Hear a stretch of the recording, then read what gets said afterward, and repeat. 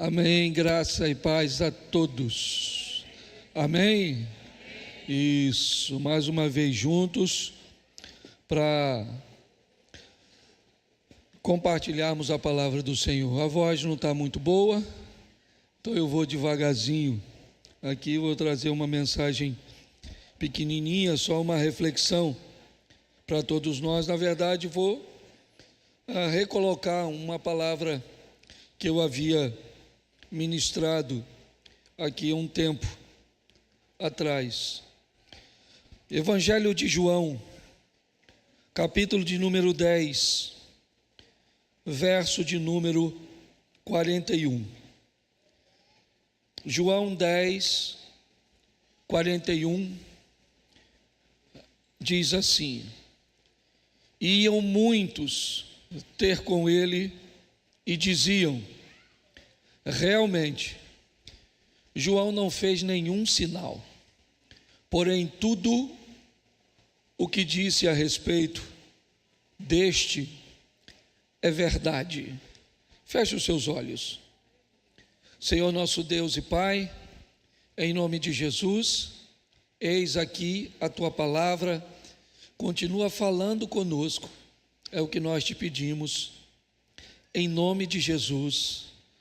Amém, glória a Deus, amém? Isso, vamos começar por aqui, porque a minha proposta é conversar com vocês nessa noite sobre uma das coisas mais perigosas, sobre uma das coisas que mais amedronta as pessoas, os governos, os sistemas, o poder da verdade. Nada é mais ameaçador do que a verdade. Há muito perigo e se torna muito perigoso que alguém conheça a verdade, porque, segundo a Bíblia, a verdade ela traz um alto nível de libertação. Aquele que conhece a verdade, ele não é possível enganá-lo, não é possível persuadi-lo, porque ele tem o conhecimento da verdade. O texto em que lemos descreve a figura, segundo Jesus, do maior homem nascido de mulher que já pisou nessa terra.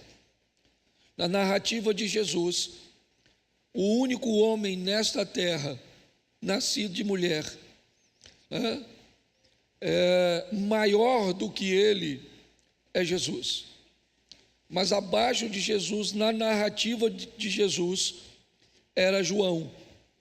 E me parece que o que faz de João um homem tão poderoso, tão forte, um homem tão respeitado, um homem que conseguia arrebanhar uma multidão ao deserto, num período onde isso não era comum.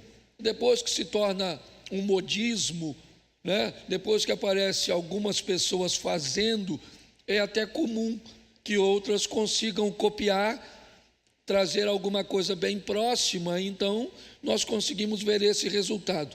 Mas João não, ele aparece do nada com uma mensagem bem dura, bem desafiadora, mas João carregava consigo a verdade, e é isso que nós vamos olhar hoje, certo? Por quê? Porque a verdade ela pode sim resolver muitos problemas, mas ela também pode criar muitos problemas.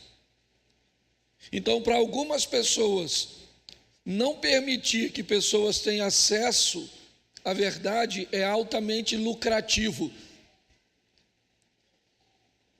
Então, algumas pessoas não têm o interesse de que outras tenham o conhecimento, porque a verdade vai fazer com que ela tenha acesso a seus direitos. A verdade dará àquele que conhece a firmeza para se posicionar.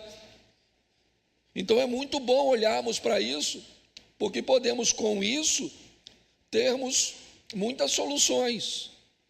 Mas não há como manipular alguém que conhece a verdade. Não há como pressionar alguém para que faça o que você deseja, se esse alguém conhece a verdade, a não ser que essa pessoa te respeite, te admire. Então, o tema da mensagem é verdades que não podem ser ditas. Por que é que as pessoas evitam ou podem evitar o conhecimento da verdade? Eu vou mostrar alguns textos, vou falar pouquinho, mas a minha proposta sempre é ampliar a mente do ouvinte. Não transformar você num rebelde, não é nada disso. Não transformar você num questionador, não é nada disso. É simplesmente preparar você para que você não seja enganado. Para quando alguém for falar alguma coisa, discutir alguma coisa com você, você está preparado. Mas quando algumas coisas atrapalham o sistema, as pessoas não vão querer que a verdade seja dita, não. Eu vou te mostrar alguns textos para validar isso. Mateus capítulo 28, verso 11, olha esse texto. Mateus 28, 11. Indo elas, eis que alguns da guarda foram à cidade, contaram aos principais sacerdotes tudo o que acontecera. Preste atenção aqui para vocês entenderem. Jesus acaba de ressuscitar, certo? Os homens viram que ele ressuscitou. O texto diz que os soldados caem, fingem-se de mortos, porque não há poder neles de reação, mediante aquilo que está acontecendo, sobrenatural. Então eles sabem e têm medo. Ela fazia parte da cultura deles, que quando alguém tinha acesso ou visualizava Deus, essa pessoa não permaneceria vivo, ele morreria. Isso é muito comum nós encontrarmos exemplos na Bíblia. Então, quando esses homens veem o clarão, a manifestação da glória de Deus, eles são soldados, não podem oferecer resistência, eles caem como mortos, mas não estão mortos, eles vão levar a notícia do que aconteceu. Então, assim que Jesus ressuscita, o texto vai narrar o que vai acontecer. As mulheres estão indo contar que Jesus ressuscitou e os guardas também. Por quê? Porque essa é a verdade. Diz que quem fala a verdade não precisa mexer na memória. A verdade é uma, hoje é uma, daqui a 50 anos, certo? Então, quando você diz toda a verdade, se você tentar ilustrar, se você tentar criar algum adereço à verdade, provavelmente você contá-la para pessoas diferentes vai variar.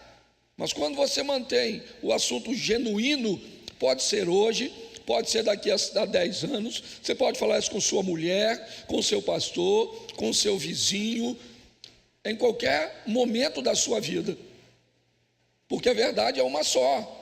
Então, todo mundo que sai do sepulcro carrega consigo uma verdade, ela é uma só. Se ela vai ser dita ou não, como ela vai ser dita, isso nós vamos ver mais à frente. Então, essa verdade da ressurreição de Cristo, ela é a glória para um grupo de pessoas, mas ela é a derrota de um outro grupo. Então, aqueles dois mensageiros, os dois grupos que saem do sepulcro, saem com a mesma verdade, ela é uma só. Estávamos lá e ele ressuscitou. Essa é a história dos guardas. As mulheres têm uma outra história, ok? Chegamos aqui, o corpo não estava mais, encontramos alguém, certo? Que perguntou por que estávamos procurando o vivo no ambiente dos mortos. Esse é o discurso, mas a verdade é uma só: ele ressuscitou dos mortos, como havia dito. Essa é a verdade. Mas todo mundo vai gostar dela? Não. Todo mundo vai dizer a verdade? Não. Então o que vai acontecer nesse texto? Indo elas, eis que alguns da guarda foram à cidade e contaram aos principais sacerdotes tudo o que sucedera. Verso 12: reunindo-se eles em conselho com os anciãos, deram uma grande soma de dinheiro aos soldados, recomendando-lhes que dissesse: vieram de noite os discípulos dele e roubaram enquanto dormíamos. Alguém roubou o corpo de Jesus? Não. Os soldados sabem disso, sim ou não? É isso que é a verdade? Mas a verdade é conveniente para os sacerdotes, sim ou não? Então, no lugar da verdade, vão ter que contar uma mentira. Vamos imaginar o grupo das pessoas que acreditaram na história dos sacerdotes, que acreditaram na história dos soldados.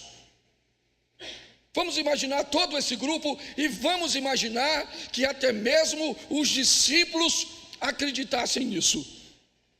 Tinha um grupo de pessoas que, em hipótese nenhuma, teria condições de acreditar nisso. Quem eram essas pessoas? Bota a sua cabeça para funcionar. Os guardas vão sair, vão falar para os sacerdotes: ele ressuscitou. O sacerdote diz: não digam isso a ninguém. Nós vamos dizer que o corpo dele sumiu, porque os discípulos roubaram seu corpo. Está certo? As pessoas poderiam acreditar sim ou não? Sim ou não? Os discípulos poderiam acreditar sim ou não? Mas tinha um grupo de pessoas no texto que lemos que não teria nenhuma condições de acreditar nisso. Quem era? As mulheres. Alguém poderia fazer as mulheres acreditar nisso? Não, porque elas conheciam a verdade. Pronto.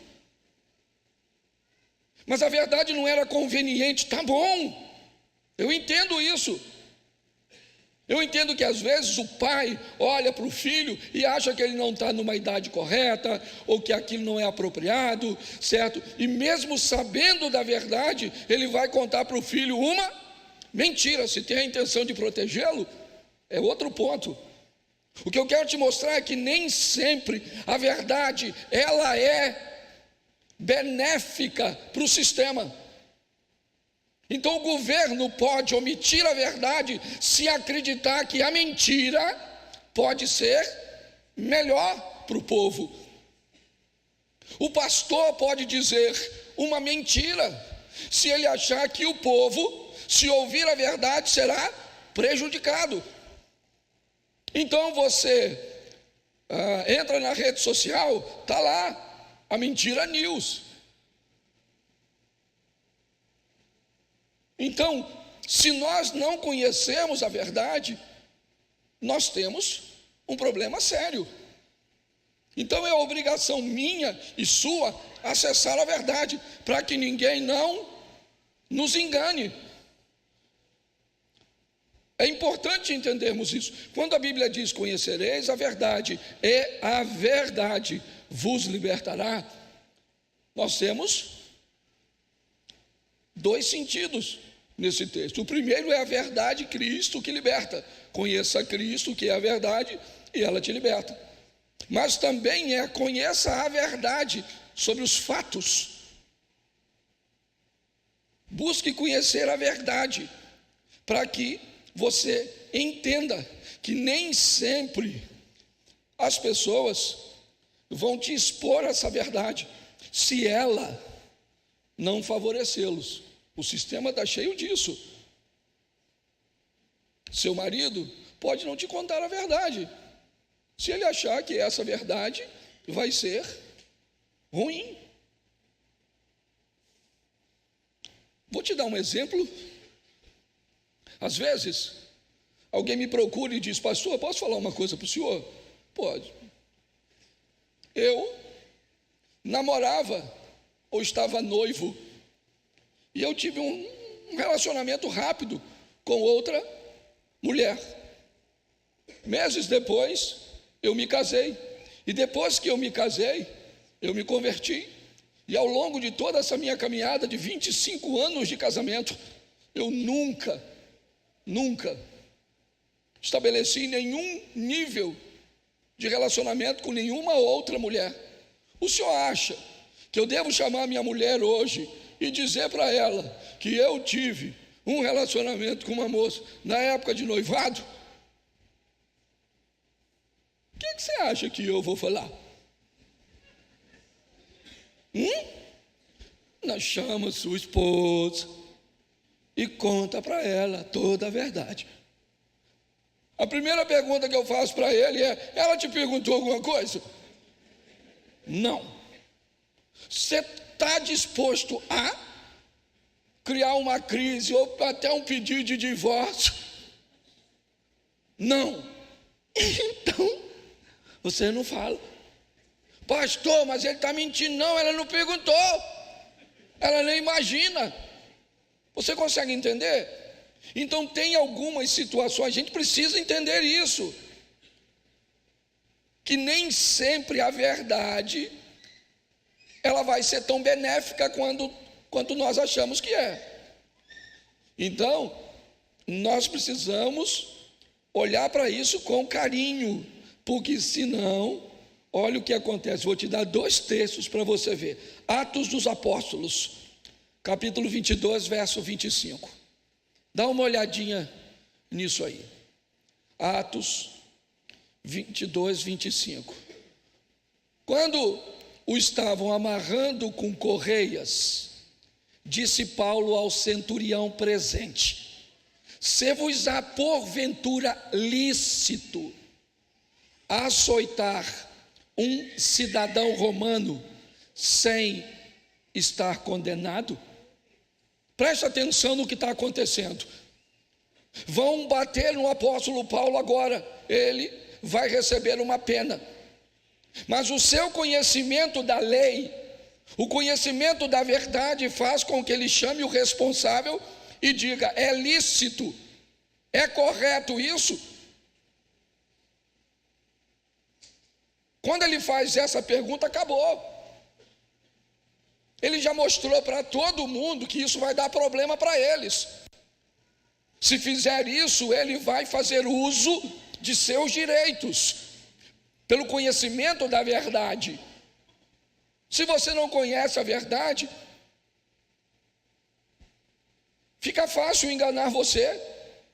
Esse é o grande problema da maioria das pessoas. Eu falei, ainda disseram, é verdade. Você entende? Atos dos Apóstolos 17:10. Coloca aí.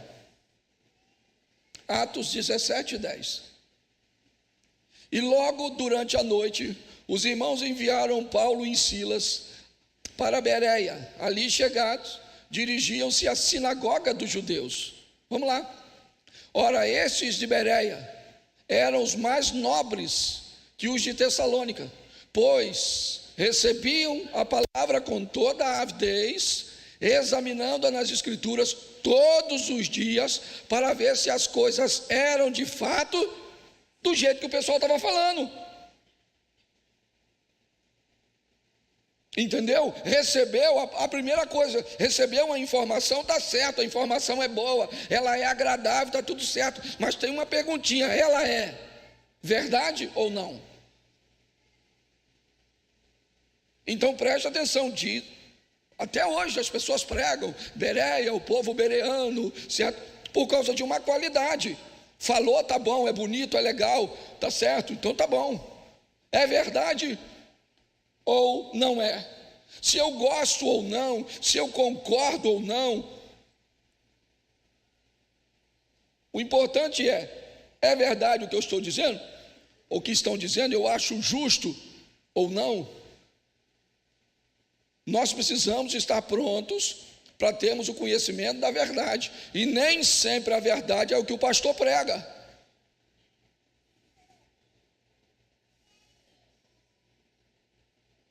Eu preciso estar preparado para isso. Eu vou em determinados lugares, ouço determinadas coisas, vejo determinadas coisas que eu olho. Tem lugares que eu vou pregar, eu escuto os caras falarem de oferta. muita mentira, com o propósito de tirar dinheiro dos outros. Aquilo não é verdade. O cara pode fazer o que quiser, meu irmão. Ele pode subir lá, ele pode botar texto, pode botar imagem, pode dizer que ganhou 1000 vezes mais. Eu não estou nem aí, eu conheço a verdade sobre esse assunto. O que ele vai me dizer ou não, certo? Não vai me impressionar. Agora, se você não conhece a verdade, inevitavelmente você fica exposto. Você é alguém frágil. Então as pessoas falam. Eu não sei se vocês lembram. Eu não lembro quem era, se era o Cabrini. Eu não lembro quem era o repórter que foi entrevistar um pastor que teve um caso, certo? Com uma membra da igreja. E quando ele foi entrevistado pelo repórter, o repórter perguntou a ele por que ele teve um caso. Ele pegou o texto bíblico e disse: porque aqui está escrito, vai e adultera com a mulher do seu irmão. E aí o repórter disse: não, mas não é isso que está escrito. O que está escrito é: vai e adúltera é a mulher do teu irmão. Ele falou: foi bom você falar isso, mas ele já tinha se deitado com a mulher do outro. Eu não sei quem é mais doido, se ele que leu esse, se o marido da mulher que deixou a mulher deitar com o cara, se a mulher que estava afim. Eu não sei, eu não estou aqui para botar a culpa nos outros. E ele era o pastor da igreja. Você entende isso, gente? Eu não sei. Amanhã eu posso ficar meio doido, pode vir aqui e pregar um montão de coisa. Já vi tanta gente muito melhor do que eu pregar uns troços hoje. Você consegue negócio, se você estiver despreparado, aí você vai para o saco junto com a pessoa. Ele vai para o inferno, parece até um cometa e vai levando você atrás daquele montão de gente.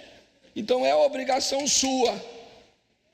E é obrigação sua observar quem prega, é obrigação sua escutar e ver se tem coerência daquilo que está sendo dito com a palavra de Deus. Entendeu? Porque o que deve sair na pregação é uma palavra expondo a verdade. Posso ouvir um amém? Amém. Mas pastor, por quê? Porque às vezes causa prejuízos no sistema. Segunda coisa que pode fazer com que a verdade não pareça boa, e algumas pessoas acabam com dificuldade. Primeira carta aos Coríntios, capítulo 3, verso 1. Vamos ver o que Paulo vai falar disso. 3:1 de 1 Coríntios.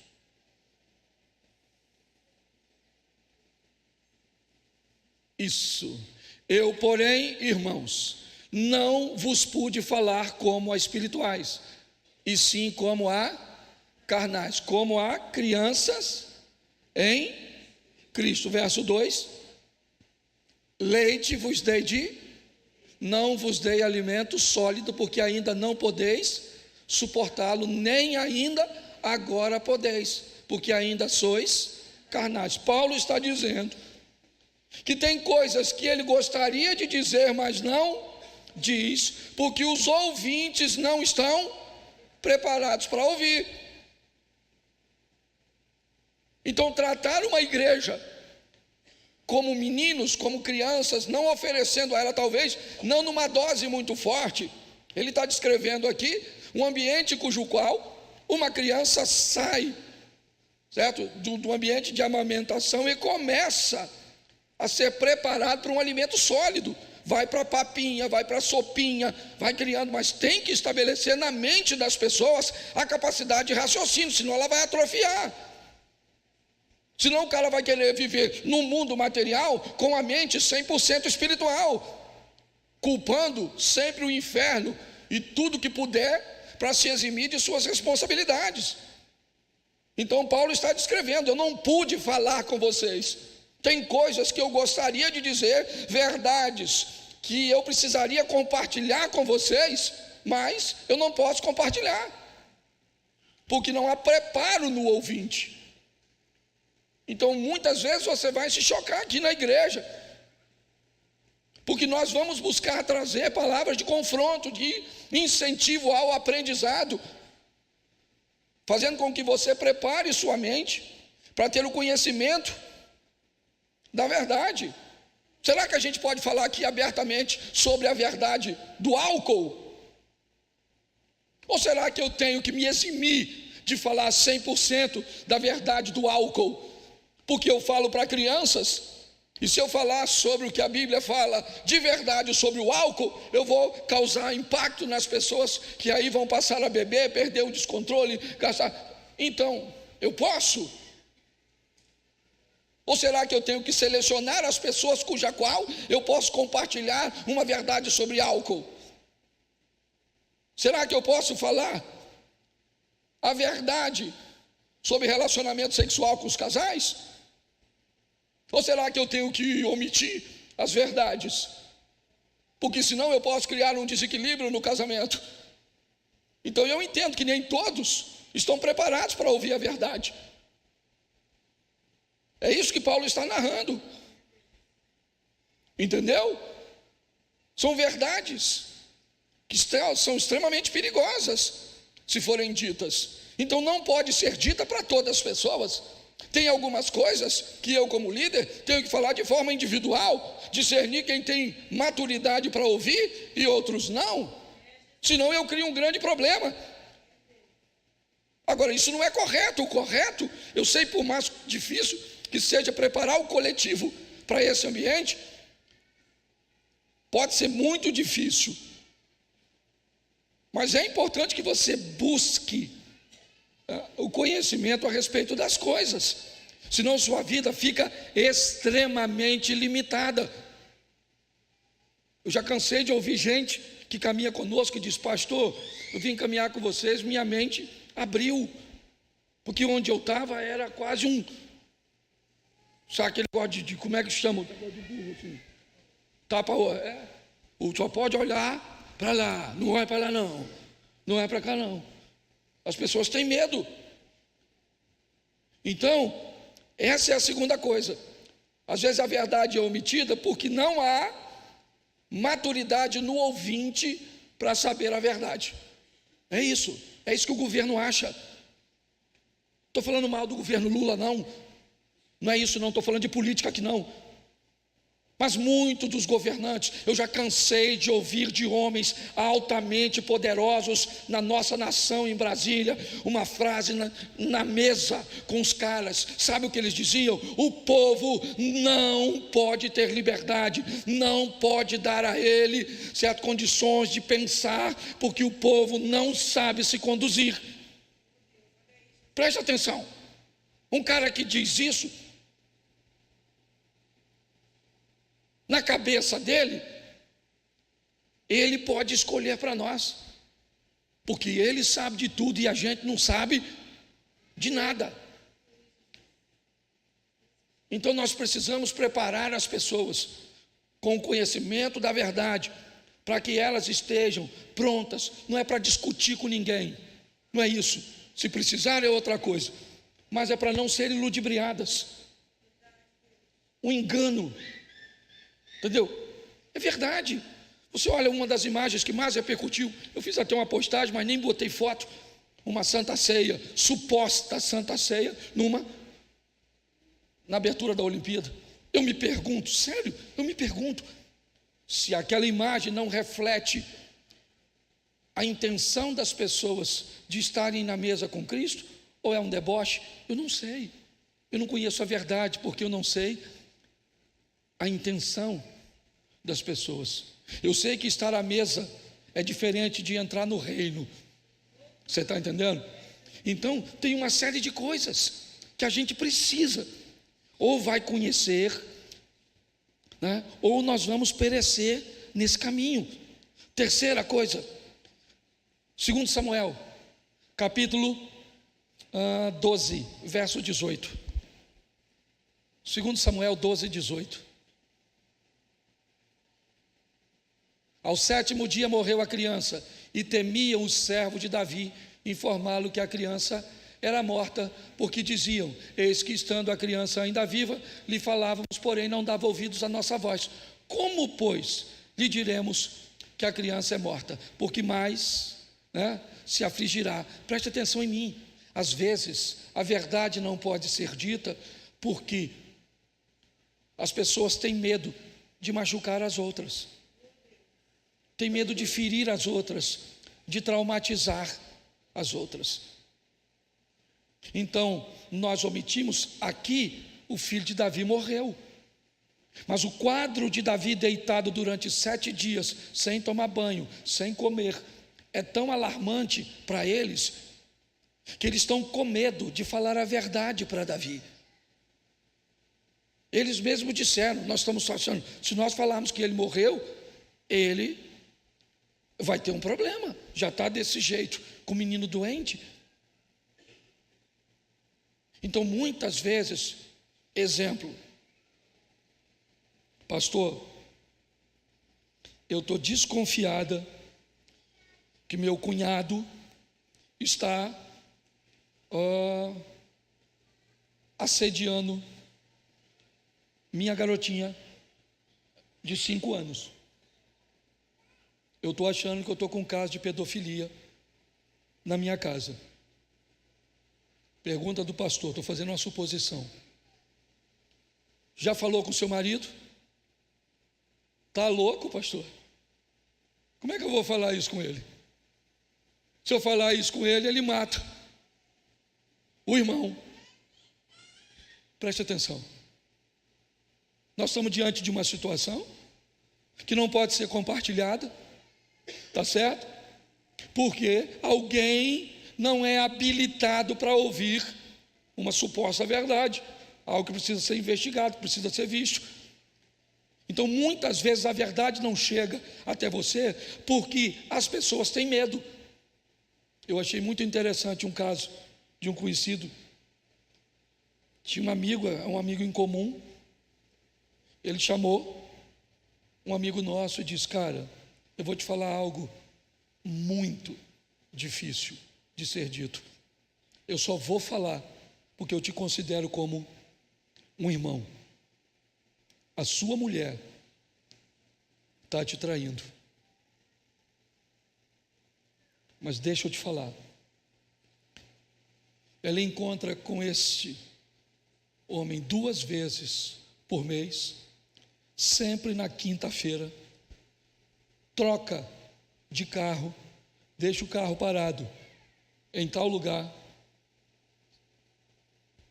e na próxima quinta-feira é a data do encontro. Se você quiser, eu vou com você. Só não quero que você faça nada no momento. Depois de ver, vai embora. Ele disse: beleza. Deu a quinta-feira, ele foi com um amigo, viu a mulher trocar de carro, entrou, seguiu o carro, ele foi até o motel, voltou, deixou o amigo e está tudo certo. Depois resolveram, né? Ele acabou divorciando dela. Mas preste atenção, nesse momento aqui, o cara ouviu a verdade porque o amigo sabia do nível de maturidade que ele tinha, sabia que ele não ia matar a mulher, que ele não ia matar, que ele não ia expor, que ele não ia fazer nada, sabia que ele tinha coragem de dar um fim no relacionamento e enfrentar todas as dificuldades, porque quando as pessoas estão preparadas para ouvir, fica fácil falar. Então eu preciso saber se muitas coisas que me são omitidas, não me são omitidas, porque as pessoas sabem que se me disser, eu vou ter um problema, eu vou criar um escândalo. Entende? Qual é o grande problema que eu tenho às vezes de resolver problemas na igreja?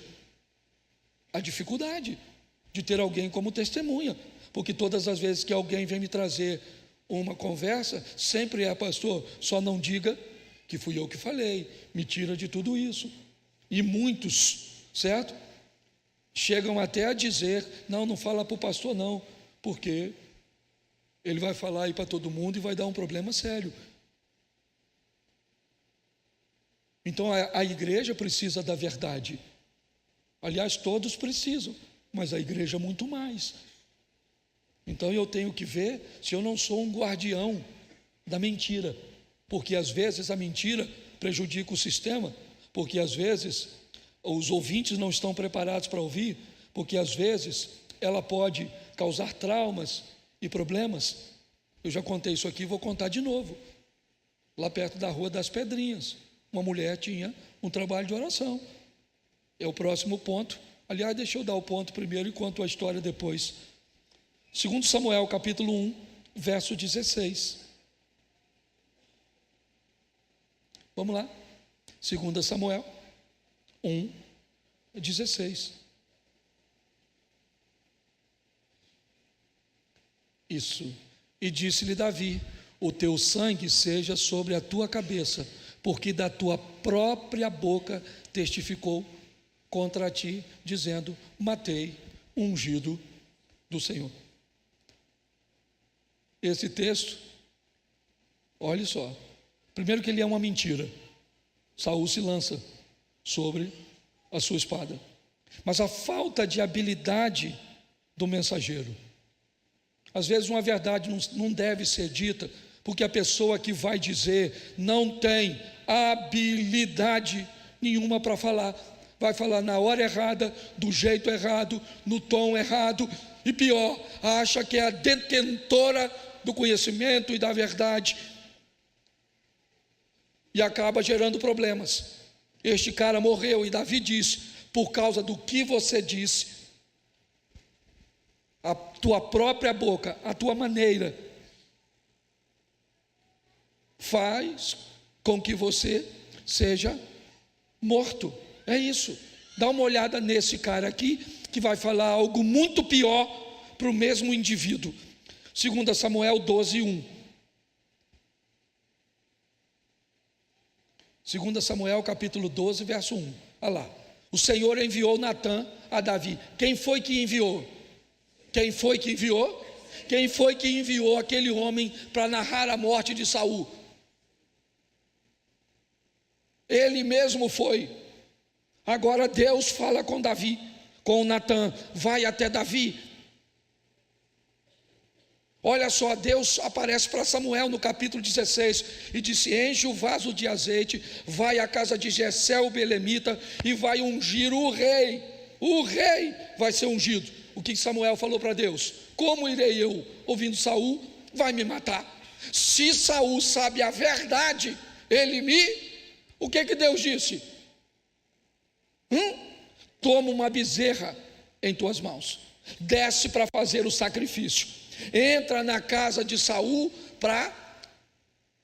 na casa de Jessé, ou entra na cidade para sacrificar, convida quem quiser o sacrifício, certo? E lá eu vou te fazer saber o que você há de fazer. Olha só como Deus está tratando. Está assim de gente sem habilidade nenhuma. Natã aparece lá com toda a habilidade do mundo, com todo o jeito, para falar uma verdade, que quem mandou foi Deus. E agora você quer, porque é uma verdade bíblica, enfiar na vida das pessoas do jeito que você acha correto, é isso? A pessoa está lá no lamaçal do pecado, e você acha que você tem o direito lá de dizer: olha, você vai para o inferno, larga essa vida suja que você vive como um porco imundo. Que história é essa? Às vezes não há habilidade nenhuma e as pessoas querem. Vamos levar uma mensagem. O rei prepara um e diz: vai lá e fala. O outro diz: eu quero ir. Ele vai sem mensagem nenhuma, mas vai. Então nós temos que olhar com cuidado, porque o povo, ele está sofrendo com isso, por falta de conhecimento da verdade. Então por que ela não aparece? Porque às vezes causa prejuízo para o sistema.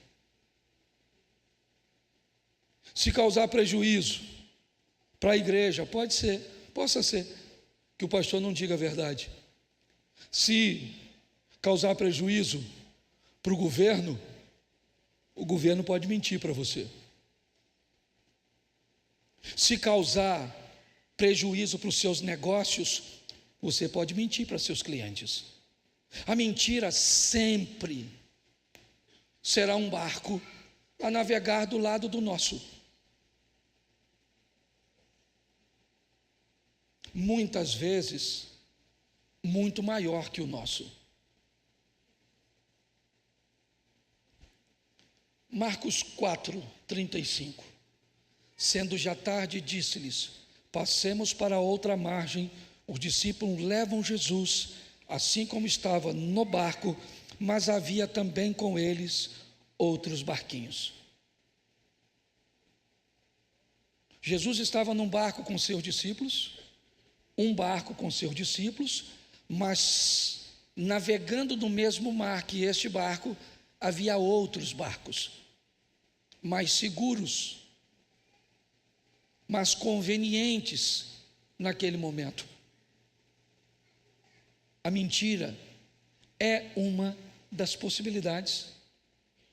Ela é. E se não prestarmos atenção, vai parecer até uma boa causa. Então, pessoas, empresas, governos, igrejas podem mentir para funcionários, fiéis, para o povo, se for conveniente. Então, abra seu olho. Verdades podem não ser ditas, porque pessoas vão achar que os ouvintes não estão preparados. Verdades não vão ser ditas quando as pessoas acharem que ela vai causar mais prejuízo, mais dano do que benefício.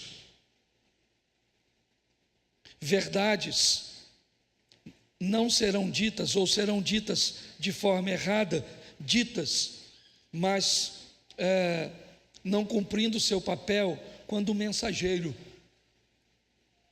não tiver habilidade para falar.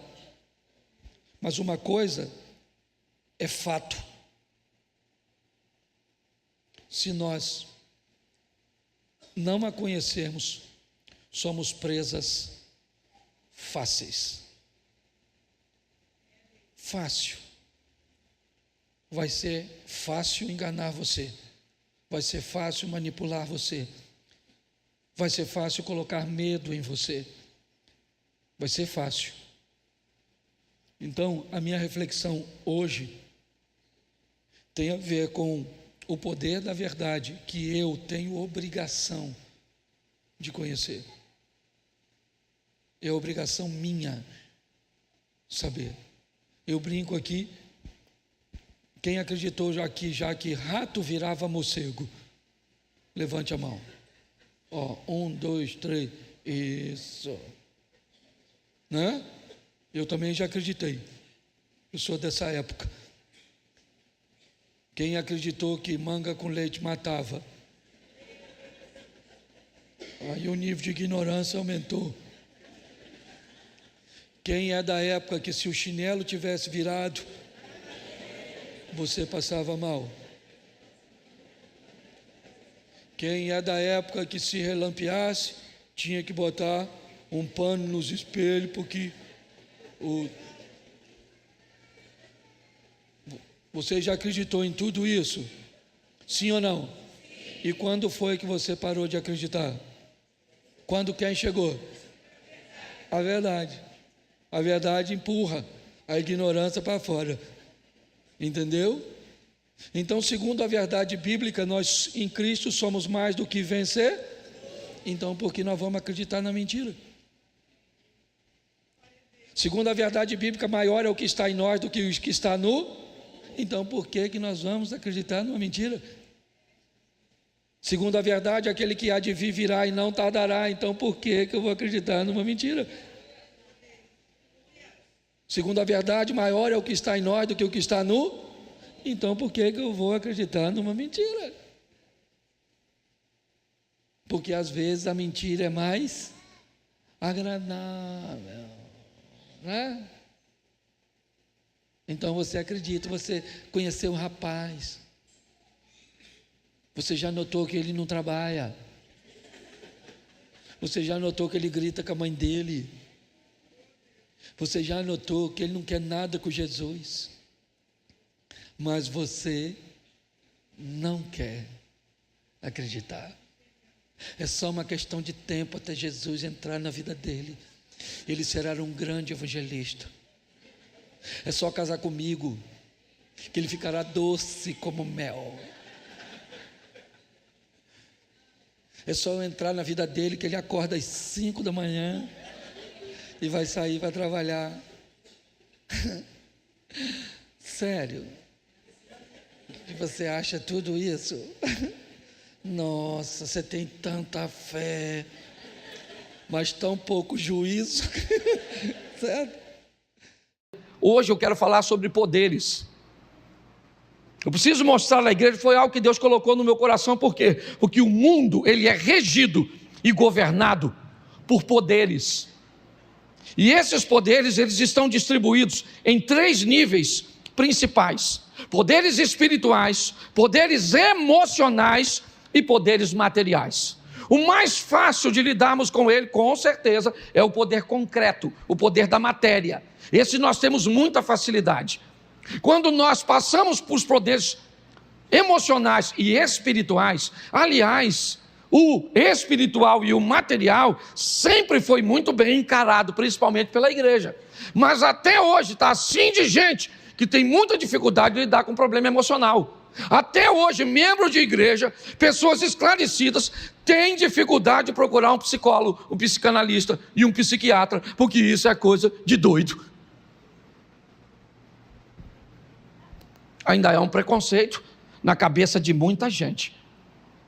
Então nós temos 3 poderes: os poderes espirituais, os poderes emocionais e os poderes materiais.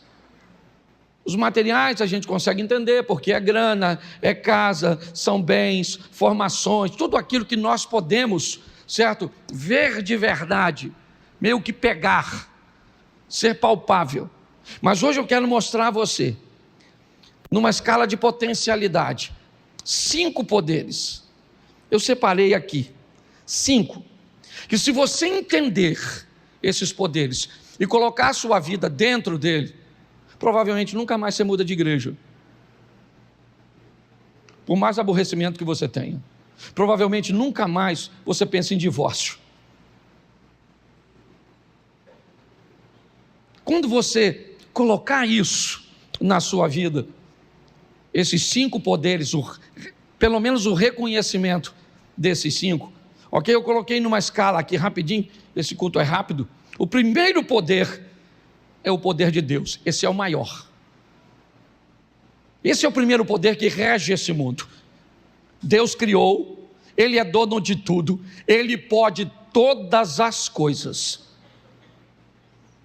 É assim que funciona. É o poder de Deus. Que poder é o poder de Deus? É o poder do bem sem mal. A Bíblia nos diz, coloca aí porque eu quero frisar isso, Tiago 1,13. Preste atenção nesse texto. Tiago capítulo 1, verso de número 13. Isso. Ninguém sendo tentado diga, de Deus sou, porque Deus não pode ser tentado pelo mal e a ninguém. Então, você consegue entender? O poder de Deus é o maior poder, Ele é o soberano, é o todo-poderoso, Ele pode fazer tudo e nele não há mal.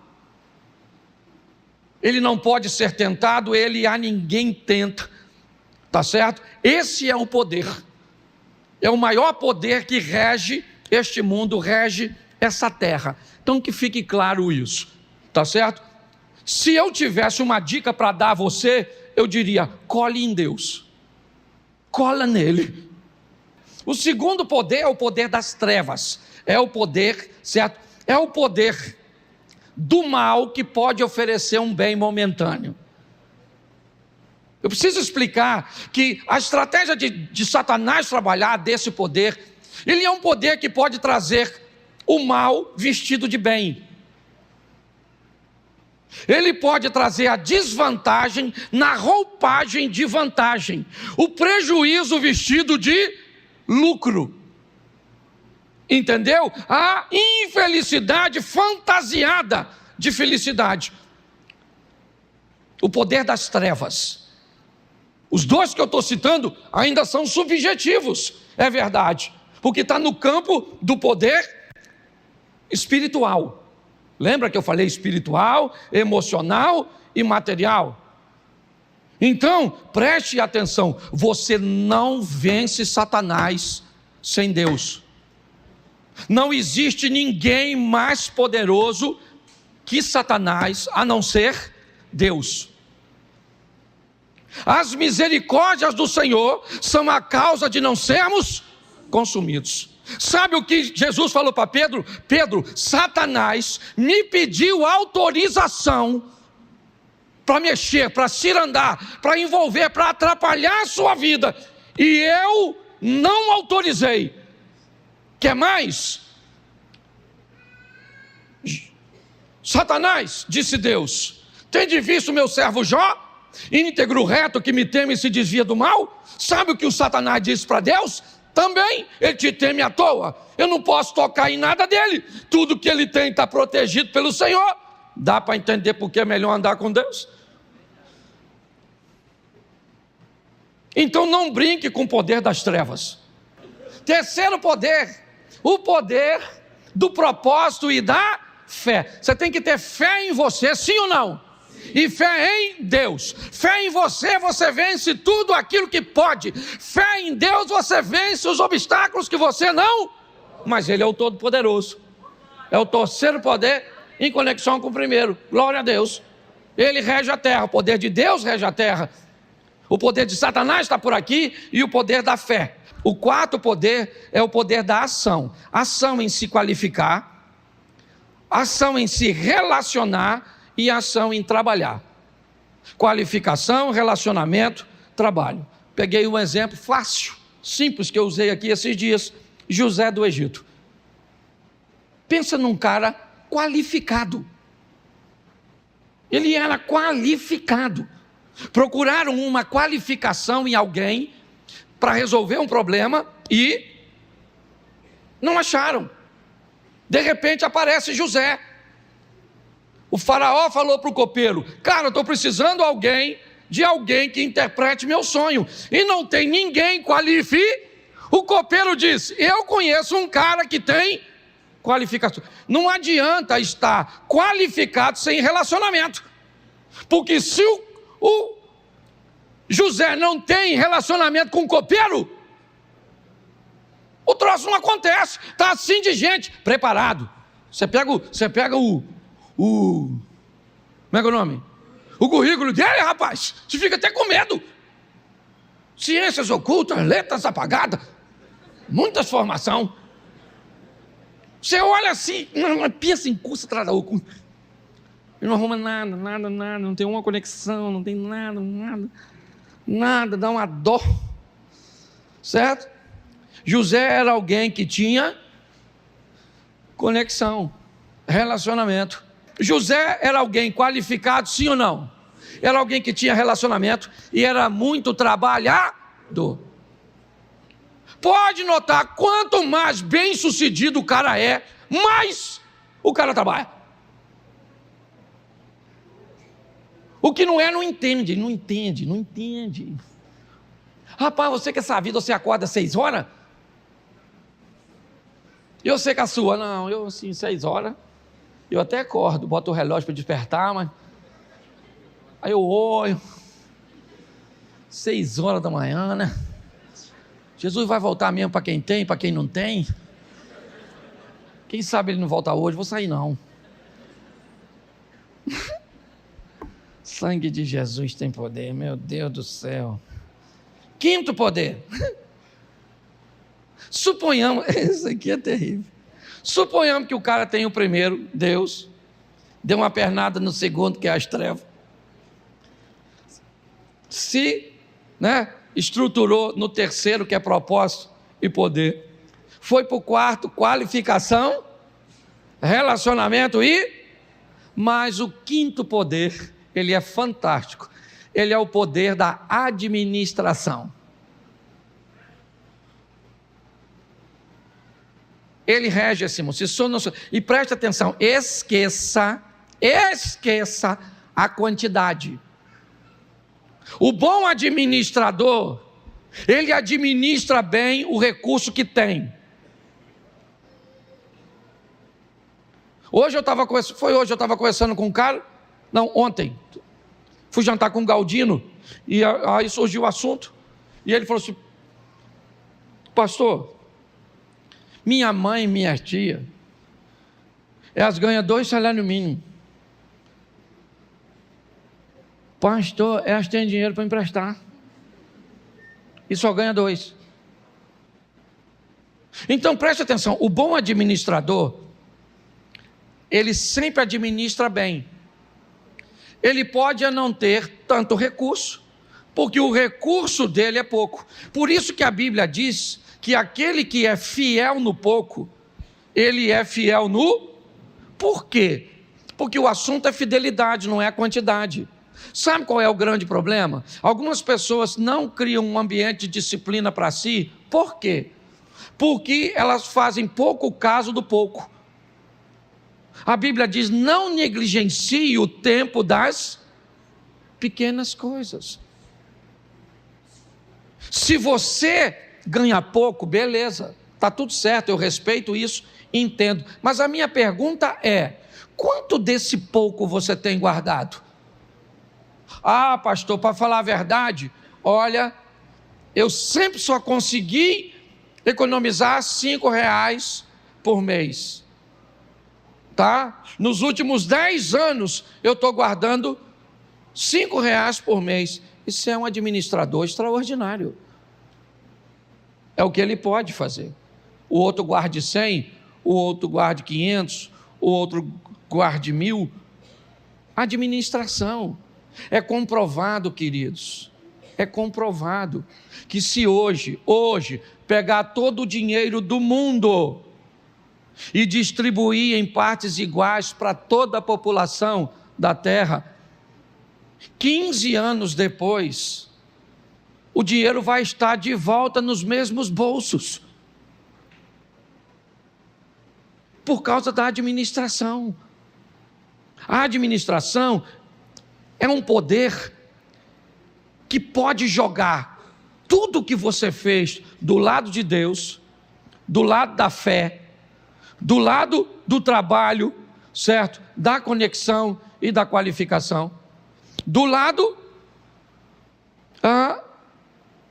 do relacionamento, tudo fora, se você não administrar. É importante que nós venhamos entender isso, porque, preste atenção aqui, eu já estou terminando, Mateus 25:15, dá uma olhada nesse texto, Mateus 25:15.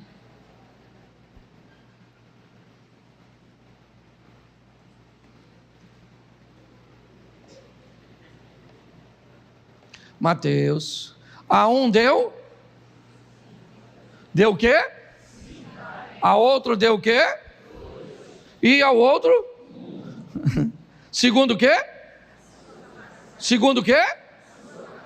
Bom, então ele recebeu segundo a sua capacidade, segundo a sua qualificação, voltando no anterior. Tá certo? Depois que distribuiu, ele fez o quê? Isso, ele voltou para o céu. Vamos aqui traduzindo de uma forma bem prática, simples. Deus veio aqui e distribuiu 5 para um, 2 para outro, 1 para outro, tá certinho, tá bom, foi para longe, voltou para o céu, tá beleza, um dia ele volta, e quando ele volta, bota o verso 28, mas o que recebera um, foi, e cavou só que eu falei 28, aí botou 18, me atrapalhou aqui. Isso, presta atenção. Tirai-lhe, pois, o talento e dai ao que tem. Presta atenção, nessa parábola, o proprietário distribui para 3, segundo a capacidade. Preste atenção. O cara que ganhou 1, ele não merecia ganhar 1. Só que o homem dessa história, ele é Deus, sim ou não? Sim. E Deus é tão misericordioso que dá a oportunidade, o cara, de ter pelo menos 1. Quando ele volta, ele pergunta ao cara que ele deu 5, ele diz: bom, eu fiz seu dinheiro dobrar, ganhei mais 5. O outro disse, eu ganhei mais 2. E o outro disse, olha, eu fiquei com medo, eu enterrei esse, o que eu tenho é 1 para te devolver. O que ele diz? Pega esse 1, entrega o cara que tem 10. Você consegue entender isso? Administração. Hoje muitas pessoas sofrem com essa questão. Sofrem. Não pode ganhar nada. Se ganhar qualquer coisa em algum ambiente, o cara ganha uma herança. Tem gente que ganha na loteria. Deixa eu te explicar uma coisa. Sucesso não tolera ambiente inseguro. Não tolera.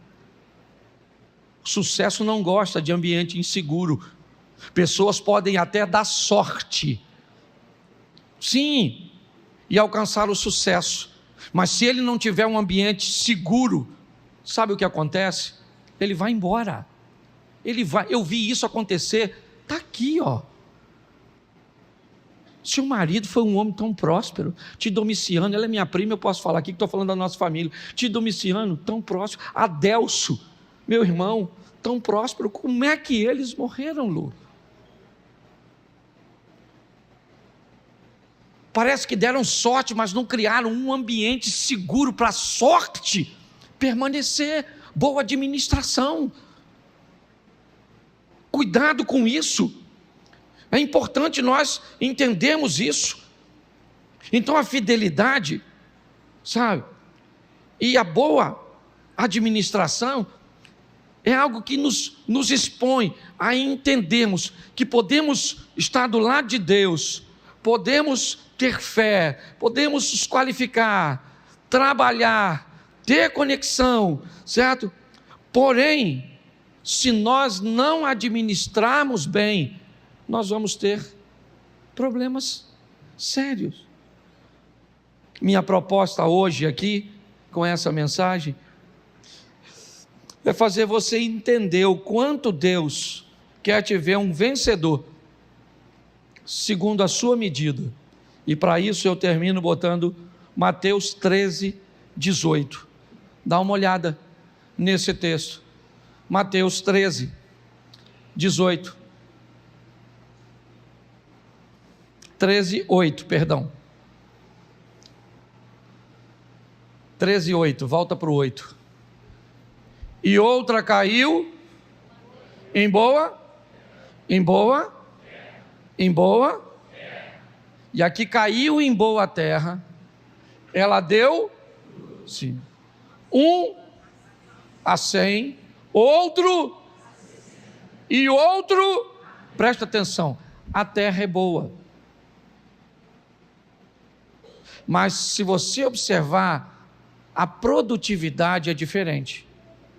Uma semente, ela produz a 100, outra produz 60, e outra produz a... Isso aqui está oferecendo um ambiente de escala muito importante. Muito importante. Porque o mais pobre, o menos produtivo, produziria 30. Esse cara aqui, se alguém tentar fazer ele, ou o cara do 30, a produzir 100, ele morre. Porque não é para ele.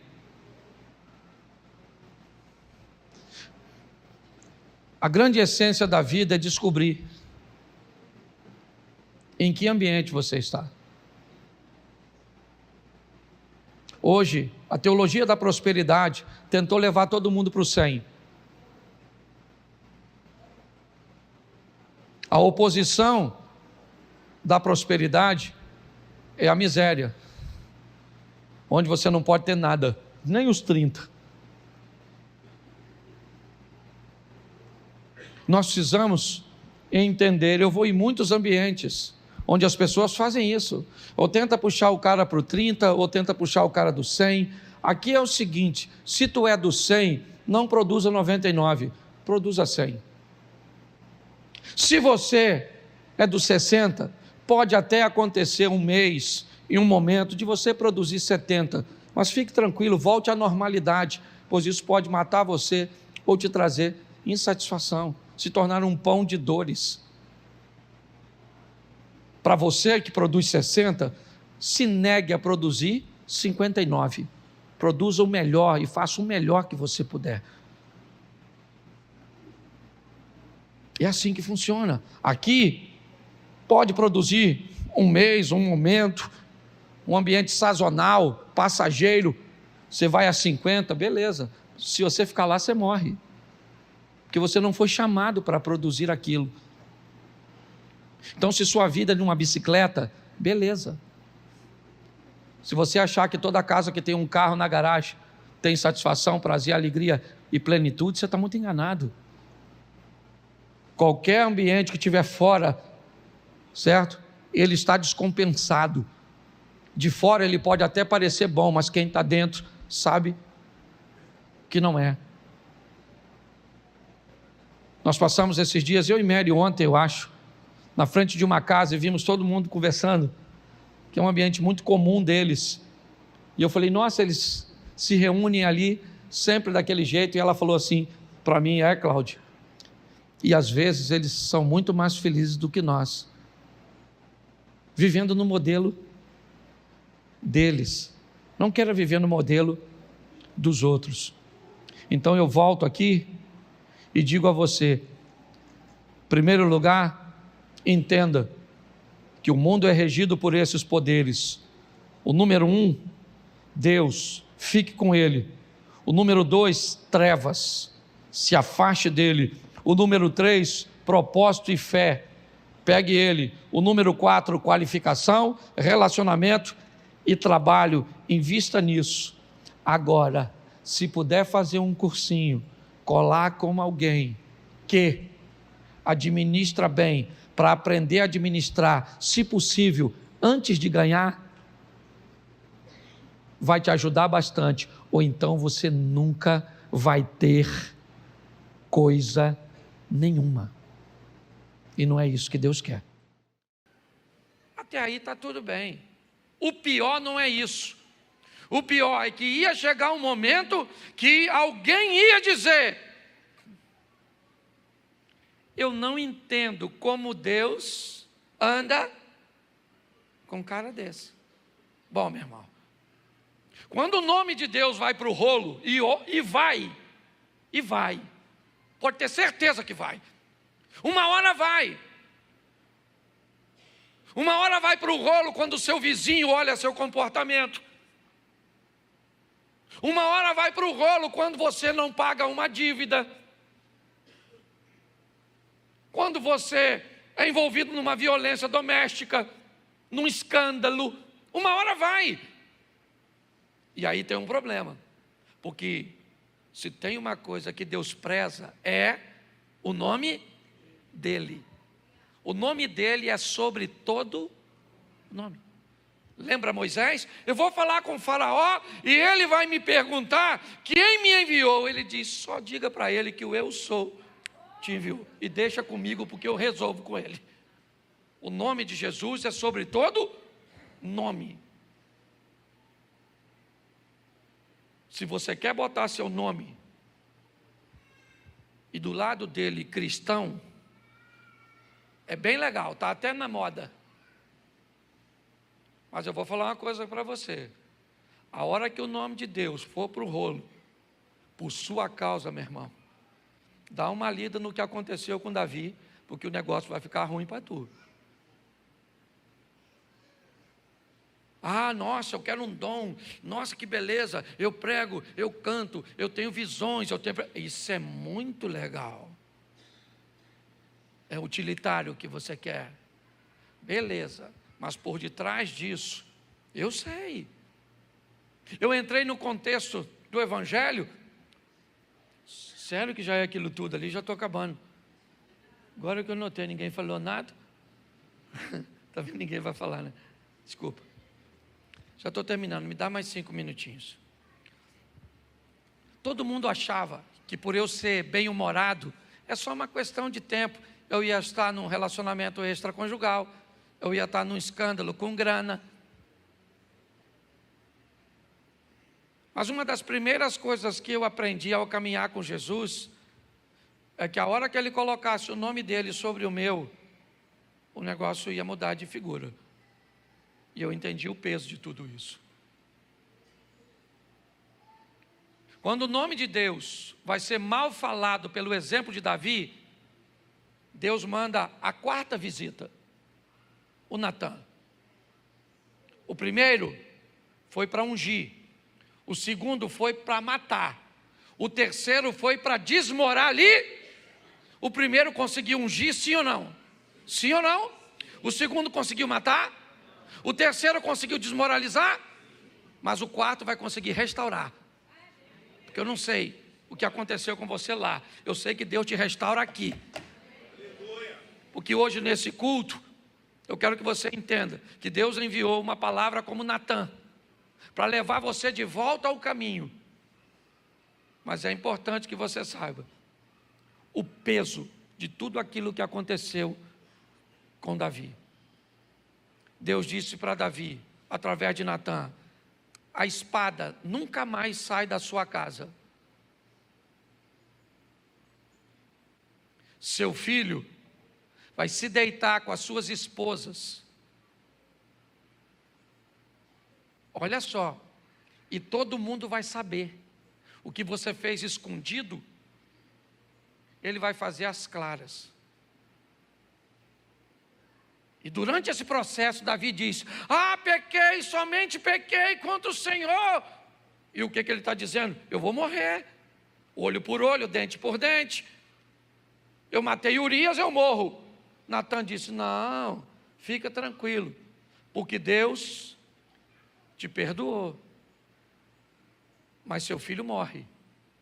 E o texto é bem claro: porque ninguém vai falar mal de mim por sua causa. Você é crente, querido? Você é cristão? Cuidado com os seus negócios. Cuidado com suas postagens nas redes sociais. Posta pelada. Porque esse dia uma mocinha aqui da igreja postou uma foto, não estava pelada, estava de biquíni, assim o sol se pondo. E aí a frase dizia: olha a paisagem. Você olhava para tudo quanto é lugar, Caio, menos para a paisagem. Você está rindo, mas é sério.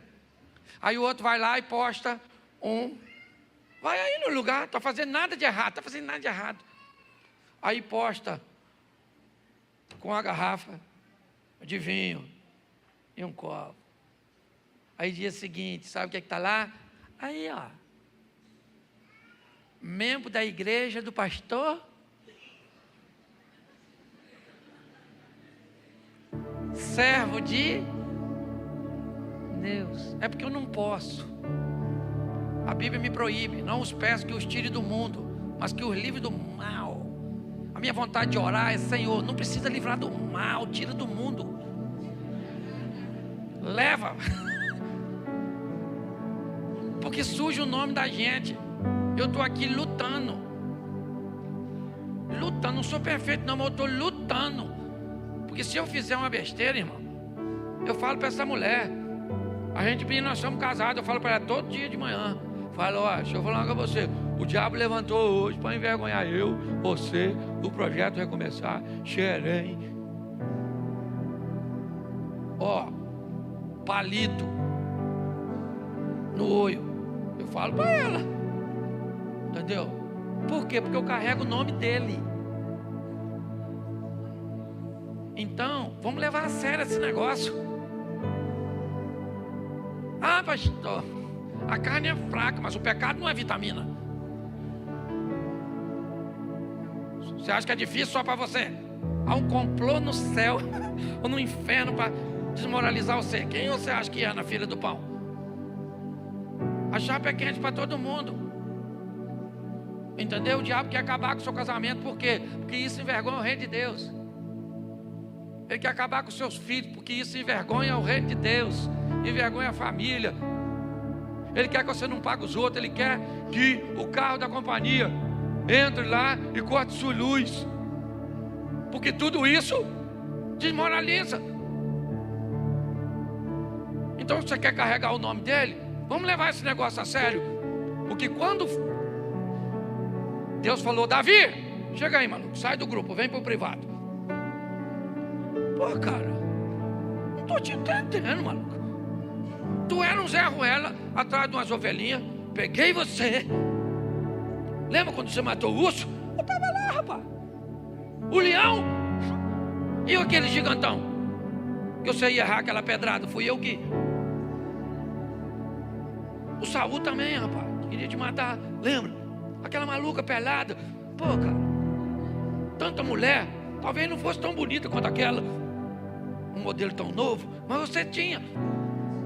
E se a sua mulher ficasse ruim, me pediu, o que Deus... Se a sua mulher estava ruim, falava comigo, mano. Eu dava um modelo novo. Mas não, tu pegou a mulher do cara. A casa caiu, Davi. A casa caiu, irmão. Botaram meu nome no rolo. E tu vai se lascar. Entendeu? Vai ser chifrudo, sim. O que você fez escondido, seu filho Absalão vai botar chifre em você. Esse chifre do estranho já dói. Imagine do de casa. Acabei com o Natal, Ano Novo, tudo. A reunião familiar, tudo. Seu filho vai estuprar a sua filha. Um filho seu vai mandar matar o outro. O outro vai te perseguir. E você vai ter que fugir e se esconder em cavernas do seu próprio filho. Sabe por quê? Davizinho. Porque botou meu nome no rolo. E se tem uma coisa que eu não gosto, é do meu nome na boca de qualquer um. Aí eu falo: Senhor, nem sei se eu estou afim de ter seu nome. É tão perigoso que é melhor ir para o céu logo. Então, gente, vamos sair daqui para ser crente. É fácil? É fácil? Não, se é para você, para mim não é não. Todo dia. Às vezes eu estou lá em casa, o viajante vai para lá. Quando eu vejo, ele está lá em casa. Não sei se mim, se nela. Acho que mais nela do que em mim. Mas ela está acostumada com as minhas doideiras. Às vezes está lá, nós estamos conversando. Do nada da conversa sai uma briga. Brigando por quê? O viajante passa, mas está sempre de passagem. Mas vai. Umas 3 vezes por semana vai, não é verdade? Às vezes está nos meninos, nos vizinhos. Tem uns vizinhos lá, né? Meu Jesus. Uns vizinhos bons para receber o viajante, né? Não pode falar não. Mas é assim. Você está rindo? O bagulho é doido, mano. Mas eu gosto da visita do Natan, porque o Natan vem para restaurar. Aí, Davi, tu não vai morrer. Deus vai te dar uma nova oportunidade. Aí vê se dá para meu filho também, para ele viver. Deus falou: o menino morre. Nossa, o menino morreu. Morreu para você, para Deus voltou para ele. Tem gente que fica revoltado quando alguém morre. Queria minha mãe aqui. Quando? Sempre. Você chorou porque ela morreu com 80. Se ela tivesse com 150, você chorava também, irmão, do mesmo jeito. Quem ia chorar dela viver esse tempo todo era o seu cônjuge. Certo? É assim que funciona. Deus te dá uma oportunidade de restaurar a sua vida. Agora, Deus não é brincadeira não, meu irmão. Leva o nome dele a sério. Porque é chato pra caramba quando você chega num lugar e alguém diz: fui no escritório de fulano, tinha uma Bíblia em cima da mesa e um discurso sem vergonha. Fulano estava pregando o evangelho e estava saindo com a irmãzinha, fazendo isso, batendo na mulher, fazendo isso. Estão cansados de ouvir isso, meu. Uma hora esse negócio vai dar ruim para essas pessoas, porque Deus vela pelo seu nome. É difícil para todos nós, mas é possível. É possível viver uma vida íntegra não perfeita, porque ninguém aqui é perfeito, não é isso que eu estou falando, mas é diminuindo a margem dos nossos erros.